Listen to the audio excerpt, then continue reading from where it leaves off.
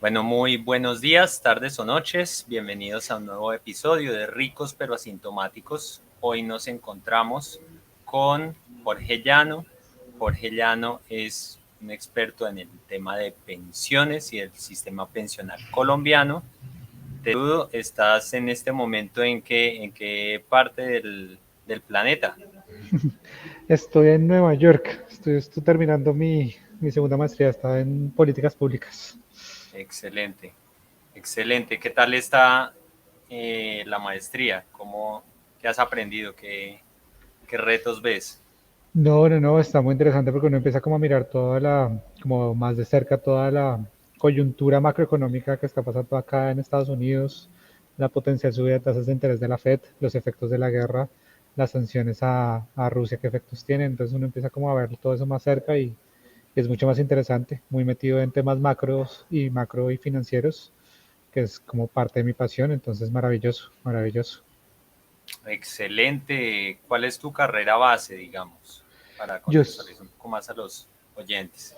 yo soy economista y tengo una maestría en economía y trabajé por 11 años entre la academia, sector público y temas de pensiones ya en mis últimos años. Como vicepresidente técnico de Asofondos fue mi último trabajo y ya después me vine acá a hacer esta maestría en la Universidad de Columbia. Excelente. Bueno, entonces comencemos con el tema álgido que nos convoca hoy y es las declaraciones en el marco de un debate que tuvo el día de ayer el candidato Gustavo Petro. Cuéntame, ¿cuáles son tus primeras percepciones al respecto de lo que él comentó, particularmente respecto a este tema pensional?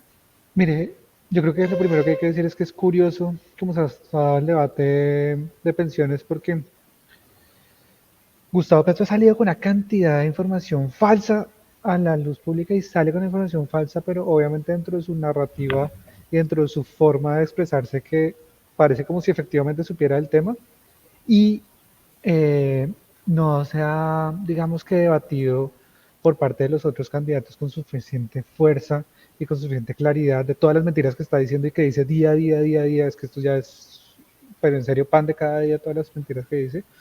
Entonces la primera percepción es, toca mejorar el debate y generar un debate que esté basado en cifras reales, empezar por aclarar muchas de las cifras que dice Gustavo Petro que no son ciertas, para que con el diagnóstico claro sepamos realmente hacia dónde vamos, hacia dónde tenemos que ir y cuáles son esas políticas y propuestas que efectivamente sí van a ayudar a tener un sistema, pues como queremos. ¿Cómo es un sistema que queremos? Todos estamos alineados en un mismo sistema de más cobertura, tener más gente con pensión o con un ingreso en la vejez, más equitativo, que no le dé plata a la gente de más altos ingresos, quitándole la plata a los más vulnerables y que sea sostenible, que se pueda pagar en la generación actual, pero también que para las generaciones venideras tengamos los ingresos suficientes.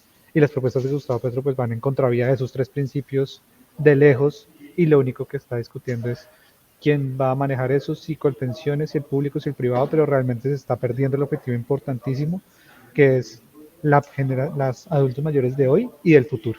Entonces creo que eso como a grandes rasgos lo que estamos viendo en la discusión política de hoy en día. Perfecto, ya entrando un poco más en materia de lo que se discutió en ese debate, hubo tres frases y tú me vas a decir, por favor, qué tan cierto, qué tan falso son esas frases y cuál es el motivo de que sean ciertos o sean falsos. Entonces, una afirmación fue que los fondos de pensiones han invertido en el puente de Chirajara. Entonces, la inversión, eso es falso. Eso no tenía participación de fondos de pensiones obligatorios con la plata que nosotros metemos mes a mes. No tenía plata, en particular ese proyecto no tenía plata, pero igual si lo tuviese, en el caso que lo tuviese, eso es parte de unas inversiones que uno hace para desarrollar el país, para hacer una infraestructura grandísimas, que se invierte en muchas cosas, en muchas más cosas, no solo en puentes, no solo sino en más acciones, en más empresas, en más países, porque precisamente lo que uno busca es invertir en muchos activos que esa bolsa me genera una rentabilidad en el largo plazo, una rentabilidad que ha sido muy favorable para los afiliados, histórica 8% real, y, eh, y si falla algún proyecto o alguna cosa, como el caso del puente, pues simplemente yo estoy invertido en otros miles de activos que compensan esas pérdidas y es parte de lo que uno hace en inversiones. ¿Sí? En inversiones, si una inversión sale mal, sí, claramente una inversión puede salir mal, ¿sí? Dos inversiones pueden salir mal, pero uno tiene un portafolio tan diversificado que lo que permite es aumentar, digamos, la rentabilidad de todo el portafolio y no mirar proyecto por proyecto, inversión por inversión, si uno fue mal y si otro fue bien, sino que mira la rentabilidad acumulada y agregada y esa rentabilidad ha sido muy buena a los fondos de pensiones. Pero en obligatorias no se tenía plata en el puente de Chihara. Perfecto. Eso ya nos da pues un poco de luces al respecto de lo que es la conformación del sistema de fondos de pensiones privados y es como tú bien lo dices, que ya eso está diseñado para mitigar, minimizar al máximo los riesgos que se puedan percibir por una mala inversión que se haga de pronto muy puntual dentro del fondo, ¿cierto? ¿Sabe qué? Se lo pongo en otros términos también, yo creo que son muy importantes. Perfecto, sí. Uno cuando hace unas inversiones lo que hace es que lo invierte en varios activos precisamente por si uno falla, pues los demás compensan. Pero al revés también puede ocurrir, digamos, ocurrió con el Instituto de Seguros Sociales. ¿Sí? Es invertir mucho capital, una participación muy grande de las reservas, cuando se tenían reservas, cuando había plata ahorrada, se invirtió en el BCH. ¿Qué pasó en el BCH? El BCH se quebró y como ellos no tenían en muchos activos, sino una gran participación en un solo activo, cuando el BCH se quebró, ahí se perdió una gran parte de la plata de, que se tenía para pagar pensiones. Eso es lo que no se debe hacer y lo que sí se debe hacer es precisamente invertir una cantidad grande de activos para minimizar esos riesgos y es lo que están haciendo los fondos de pensiones. Perfecto. La otra frase fue que habían invertido en Odebrecht. En Odebrecht, entonces opera exactamente lo mismo, es la misma idea, la misma lógica. Eh, en el caso de Ruta del Sol, que fue la de Odebrecht, nosotros todavía no, los fondos de pensiones todavía no se habían creado los vehículos especiales para invertir en infraestructura y eso hace parte de la eh, digamos, de la ruta de concesiones pasadas. Los fondos de pensiones empezaron a aplicar, a invertir fuertemente en el 4G. Con 4G fue que se empezaron a invertir fuertemente y esa ruta del sol era de la concesión pasada. Entonces ahí tampoco había unas inversiones de los fondos de pensiones, había, si no me falla la memoria, había bonos que los bonos no se ven afectados por lo que decidió que pasó en el Odebrecht y eran bonos de voluntarios, de pensiones voluntarias de un portafolio muy particular de voluntarios. Pero igual se tenía diversificado, se tenía en otros productos, en otros activos que simplemente permiten seguir con una rentabilidad muy favorable para todos los afiliados. Perfecto. También comentó que la comisión de los fondos es del 30%.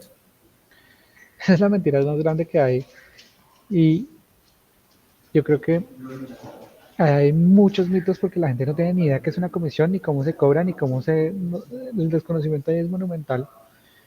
Y es uno para comparar comisiones realmente, y eso es lo que hace, por ejemplo, la OCDE, es tomar la comisión que se cobra, que se recibe en un periodo, que se recibe, por ejemplo, en 2021, todo el valor de comisiones que recibe una AFP, ¿sí? Y compararlo con el valor que están administrando las AFPs. ¿Sí? Recordemos que las AFPs administran los recursos que son nuestros. Nosotros somos los dueños, nosotros, personas naturales, somos los dueños, los 18 millones de afiliados, y la AFP recauda esa comisión. Cuando uno hace ese ejercicio, ¿sí? Comparar comisiones sobre lo que estoy administrando, la comisión de las administradoras de fondos es 0.60% del valor administrado, 0.60%. De 30% a 0.60% hay una diferencia, pero un poquito grande. Tanto así que la misma OECD lo que sacó en su último informe de pensiones es mostrando estas comisiones y comparándolas con países y Colombia sale por debajo del promedio de la OECD porque son unas comisiones que son realmente muy competitivas comparando con sistemas de pensiones en otras partes del mundo, incluidos los países OECD, que son los de países que, como sabemos, son los de mejores prácticas en diferentes temas. Entonces, pues es una mentira monumental que se trata de mandar para decir cosas que no son ciertas. Y además se olvida que también Colpensiones cobra comisión, ¿no? Y es más alta incluso. Ujú. Y no Es administran cierto. plata. Entonces, no sé por qué cobran comisión si ni siquiera administran la plata que se está administrando en los fondos de pensiones, pero bueno.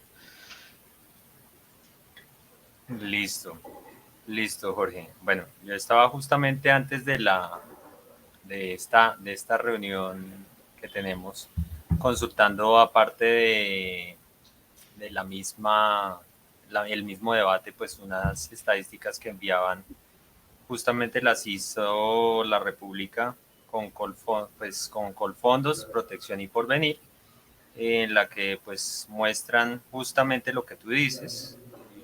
Están varias de las pensiones obligatorias, Mutual, Protección, Porvenir, Colfondos, bueno. El porcentaje más alto es del 2% Pero ese 2% en debería los aclarar una aportes, cosa. Exacto, sobre los en los aportes. aportes, sí, No es exacto. sobre, no es sobre lo que yo estoy administrando, sobre lo que la administradora está realmente administrando. ¿Sí? Cuando tú pagas el 2%, efectivamente, en esa que es la más alta, la más baja es 0,50, 0,60 y pucho. 0,50 y pucho, si no me falla la memoria. Y entonces cuando tú pagas, te cobran esa comisión, pero tú estás haciendo el aporte puro y duro, y cuando se invierte esa plata, se está generando unos intereses, unos rendimientos, ¿sí? Entonces cuando yo voy a mirar, por ejemplo, mi cuenta individual, o alguien ya mayor va a mirar su cuenta individual, cuánto tiene ahorrado, se da cuenta que el 30% son aportes que ha hecho la persona y el 70% son rendimientos. Cuando tú estás mirando ese 1% sobre aportes, es como si le estuvieras cobrando solamente por el 30% que tiene la persona en la cuenta individual y no te estuvieran cobrando por el 70%. Por eso uno tiene que mirar Ujú. sobre el total que yo estoy administrando, sobre el total del ahorro, Sí, esos 30% más el 70% y mirar la comisión cuánto es, y ahí es donde te da el 0,60 pucho en promedio que te digo que tiene el sistema de pensiones colombiano. perfecto, sí.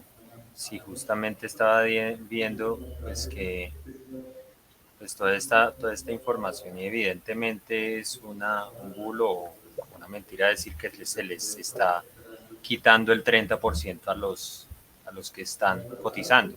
Sí, de Mm, comisiones eso no se le quita nunca. exacto. Eh, Cuéntanos, una propuesta que él decía era que el sistema que él propone es parecido como parecido al finlandés. Tal vez de entre todo lo que dijo fue lo que más me llamó la atención porque no entiendo yo cómo puede encajar el sistema finlandés en el sistema que nosotros tenemos actualmente en Colombia. ¿Podrías, por favor, desarrollar un poco más? Miren, le voy a ser totalmente franco, el sistema finlandés yo no lo he estudiado porque no es un sistema que uno siempre tenga referenciado como un buen sistema de pensiones necesariamente. Uno siempre que ve sistemas de pensiones, los sistemas buenos que los ve referenciados y que salen en todos los índices de pensiones serios son los siguientes. Sale referenciado el de Australia, el de Holanda, el de Dinamarca, el de Canadá, eh, sale referenciado el que se quieren tirar en Chile, lastimosamente. Eh, y esos son por lo general los que tienen mejores, digamos, condiciones para tanto para los adultos mayores como condiciones de sostenibilidad del sistema y de las pensiones que pueden dar. Hay una cosa en particular que es necesaria y que todos esos países han logrado para lograr esa condición de buenos sistemas de pensiones, y es el nivel de ahorro como proporción del PIB. El nivel de ahorro pensional como proporción del PIB. Y la lógica es muy sencilla. Si yo efectivamente tengo ese ahorro que está ahí, que existe y que lo tengo invertido, pues yo voy a tener la garantía, yo tengo con qué pagar las pensiones futuras. Si yo me como el ahorro hoy, si yo utilizo ese ahorro y me lo mecateo, ¿sí? Como pasó por ejemplo en Argentina con Cristina Kirchner, pues ¿qué va a pasar? Que claro, maravilloso porque entonces el gobierno puede gastar como un loco, en esos 4 años gasta como un loco, pero usted abre una deuda futura altísima porque usted lo que hizo precisamente fue gastarse esa plata que tenía para pagar pensiones futuras, se la gastó hoy Y cuando lleguemos nosotros a ser adultos mayores y cuando lleguen nuestros hijos a ser adultos mayores, pues no va a existir la forma para pagar pensiones. Ah, pero ya es un problema de alguien más que tendrá que ver allá, pero nos dejó engrapados a generaciones de las generaciones. Y esa es la variable más importante que uno tiene que buscar preservar siempre en un sistema, y es que crezcamos el nivel de ahorro pensional como proporción del PIB. Y ahí quiero decir una cosa, ni la propuesta de Petro, ni la propuesta de Fajardo, que inicialmente se había lanzado la vez pasada, cumplen ese objetivo básico que debería tener un sistema de pensiones. Si nosotros no ahorramos, por definición, no vamos a tener cómo pagar pensiones a futuro, porque los jóvenes de hoy, ¿sí? O más bien los jóvenes de mañana van a ser tan poquitos que no vamos a tener cómo financiar las pensiones de futuro. Eso es algo clarísimo que ya todos sabemos que vamos para allá, que vamos para una sociedad más envejecida, que nos hemos envejecido incluso a una tasa más acelerada de lo que pensábamos inicialmente, y pues el último censo nos demostró que estamos en ese tránsito a un envejecimiento a una velocidad pues bastante elevada. Él hablaba justamente refutando como un comentario de Ingrid Betancourt, diciendo que ese pico se iba a alcanzar en el 2070, esa inversión. Según pues tu experiencia, más o menos en qué momento, en qué año se podría estar alcanzando ese pico en el que ya reviente esa burbuja. Ese, eso no, pues, no es necesariamente un pico. El tema es que hoy en día ya no estamos haciendo, ya no, si uno ve las estructuras familiares de hoy en día, ¿sí? Cuando nuestros abuelos tenían, no sé, 10 hermanos, nuestros papás tenían 6, nosotros tenemos 2 y yo voy a tener un hijo o dos, no sé, ¿sí? Pero máximo eso. Eh, la tasa, digamos, de natalidad de los nuevos eh, personas que están llegando a nuestro país, ¿sí? Ya no son suficientes para reemplazar ni siquiera la cantidad de población que va a haber en el país, ¿sí? O dicho de otra forma, si en el 2015 teníamos 5 personas, 5 jóvenes por cada adulto mayor, ¿sí? Ya esa relación hoy es cerca de 4 personas, 4.5, y en el 2030 ya va a estar cerca de 3, y en el 2050 ya va a estar cerca de 2, ¿sí? O sea que eso no es que se llegó a un pico, y no, ya estamos en esa transición. Y se lo pongo en estos términos. Si vamos a tener 2 personas para pagar un adulto mayor, ¿sí? Usted le tiene que cobrar muchísima plata a estas 2 personas para poderle pagar a ese adulto mayor.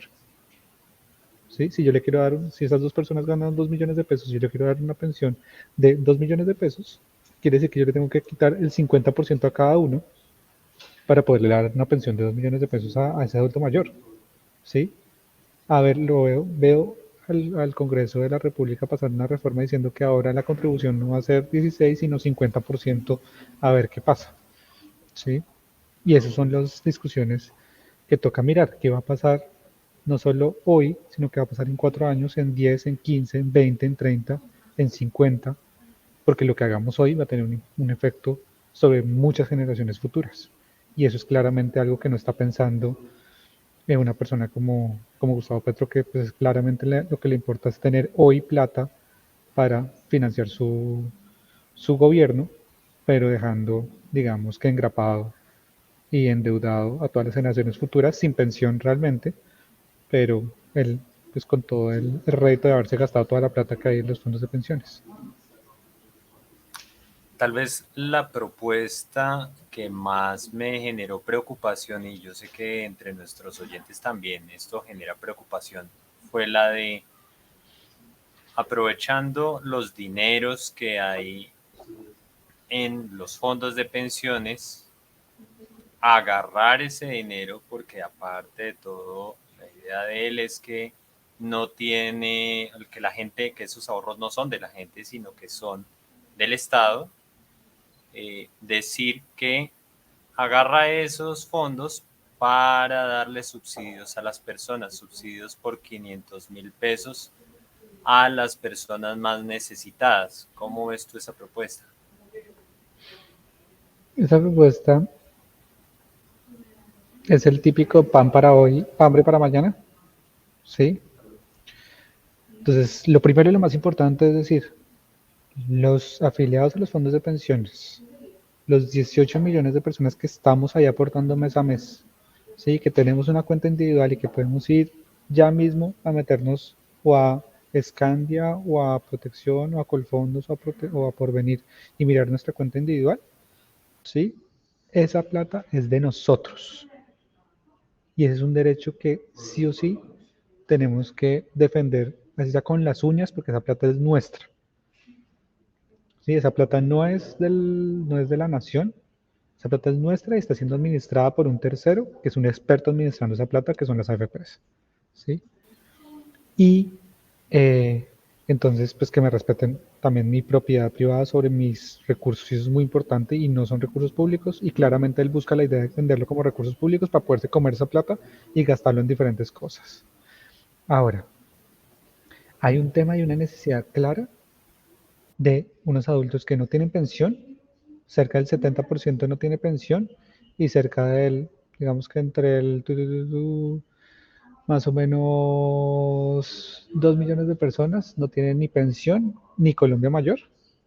Ya la población vulnerable toca darles un subsidio, pero la propuesta debería ser no darle subsidio a a las personas con ingresos altos, a las pensiones altas, no darle subsidios a ellos, no darle subsidio a Gustavo Petro, que debe estar en Colpensiones seguro buscando un subsidio, ¿sí? No darle subsidio tampoco a Ernesto Macías, que estaba peleando por pasarse a Colpensiones, no darle subsidios a ellos, y en vez de no darle subsidios a ellos, en la medida que se vaya liberando esos recursos, o sea, fiscalmente responsable, ir aumentando el subsidio de la gente que está en Colombia Mayor y de los que deberían estar en Colombia Mayor. Colombia Mayor es este programa que les da mes a mes una plata a los adultos mayores más vulnerables, ¿sí? Donde sí efectivamente debería estar la plata, es ahí, pero no cogiendo la plata que ya está ahorrada y que es plata digamos, de los afiliados, sino no darle subsidios a las pensiones altas que hoy están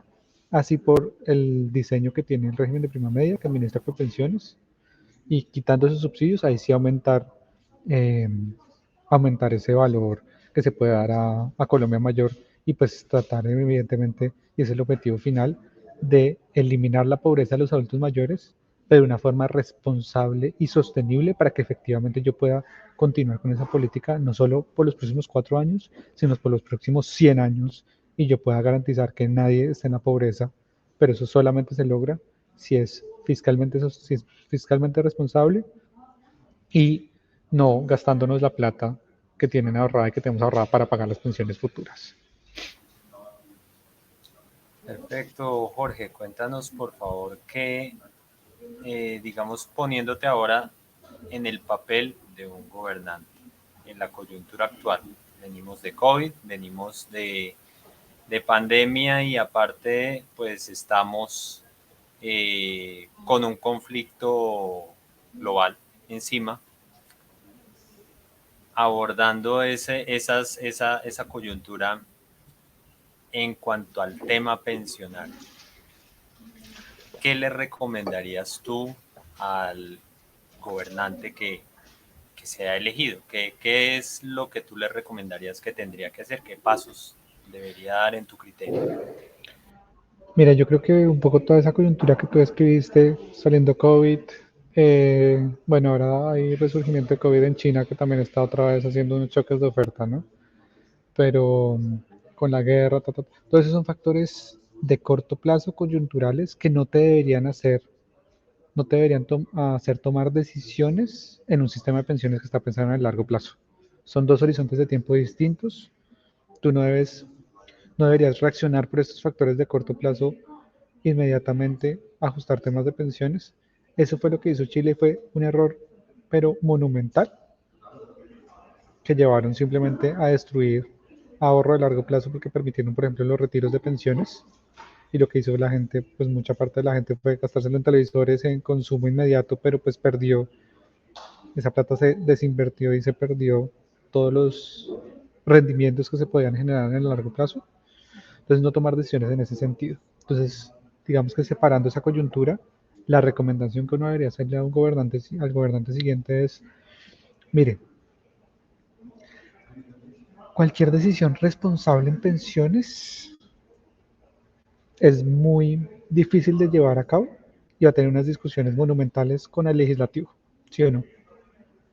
Busquemos cuáles son esos elementos que pueden hacer un trámite más sencillo en el Congreso, pero que tiene un impacto muy grande en esos tres objetivos que hemos planteado. Más cobertura, sistema equitativo y sistema sostenible.